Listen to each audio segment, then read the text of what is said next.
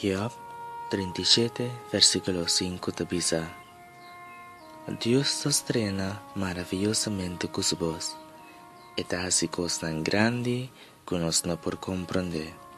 Láganos reza.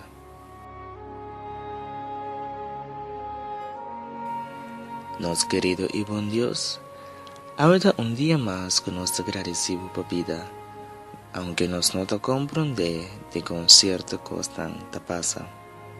Nos no te comprende de cuánta parte que nos está completamente perdido. Nos no te comprende de con así tanto cosa injusto te pasa con nos. Nos no te comprende de cuánto viaja puede permitir que cosa no te cana según plan.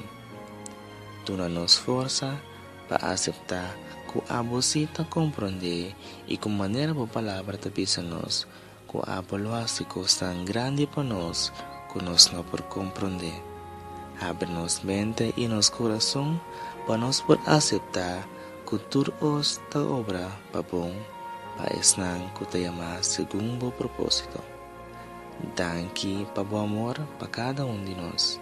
Danos oración en nombre de Cristo Jesús. Amén.